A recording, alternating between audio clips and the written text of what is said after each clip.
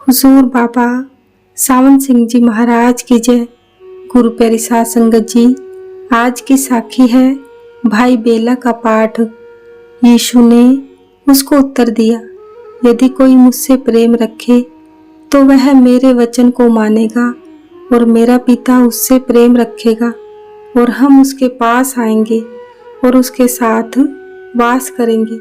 जो मुझसे प्रेम नहीं रखता वह मेरे वचन नहीं मानता और जो वचन तुम सुनते हो वह मेरा नहीं बल्कि पिता का है जिसने मुझे भेजा है। Saint John.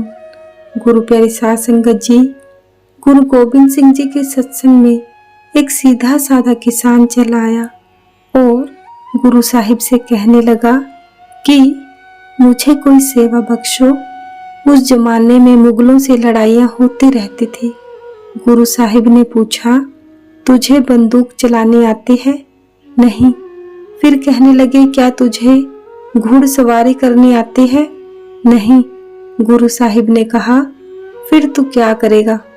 कहने लगा, मैं घोड़ों की सेवा करूंगा। उन्होंने उसे घोड़ों की सेवा पर लगा दिया। वह बड़े प्रेम से सेवा करता रहा।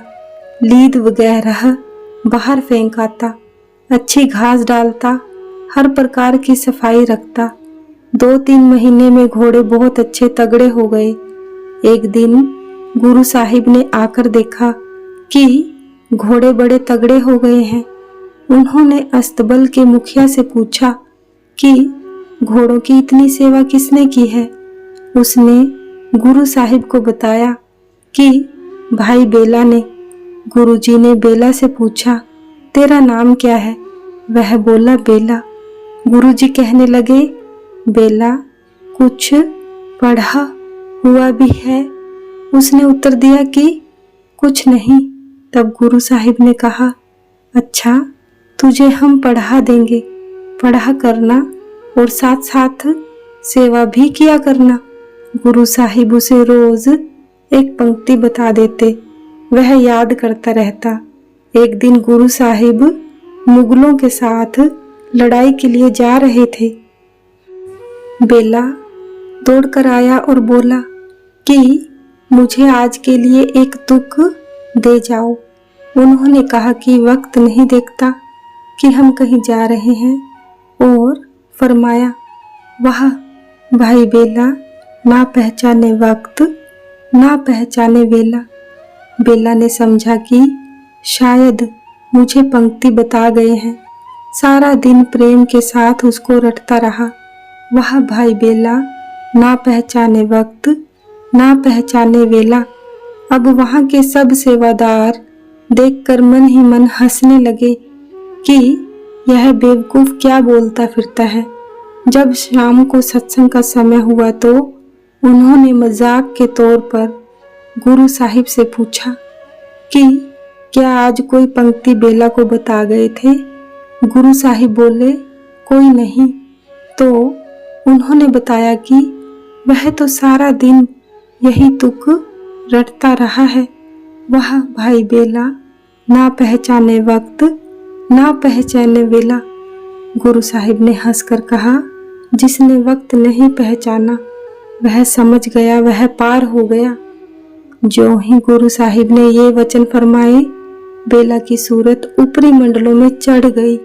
अब सारा दिन प्रेम से तुक रटता रहता था।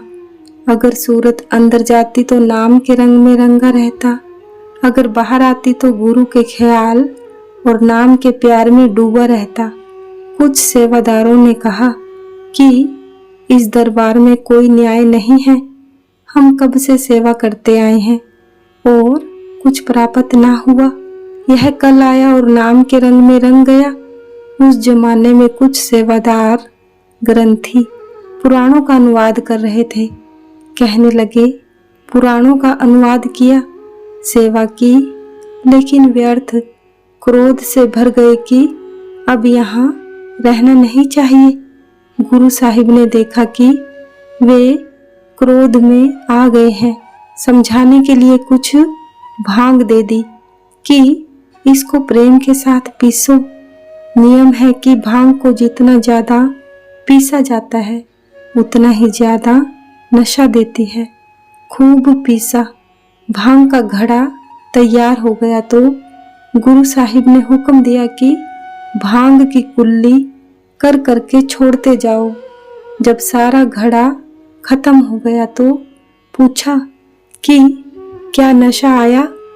उन्होंने जवाब दिया कि कुछ नहीं आया, अगर पीते अंदर जाती तब नशा आता। गुरु साहिब ने कहा, बेला वाले सवाल का जवाब यही है।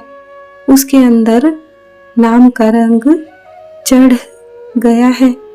गुरु प्यारी साध संगत जी, मतलब तो यह है कि जब तक अंदर प्यार ना हो मुक्ति नहीं मिलती, ना पर्दा खुलता है और ना शांति आती है। सतगुरु महाराज की जय। सतगुरु तेरा ही आसरा, धन धन सतगुरु, धन धन सतगुरु। सच्चे पातशाह तेरा शुक्र है। जय गुरुदेव।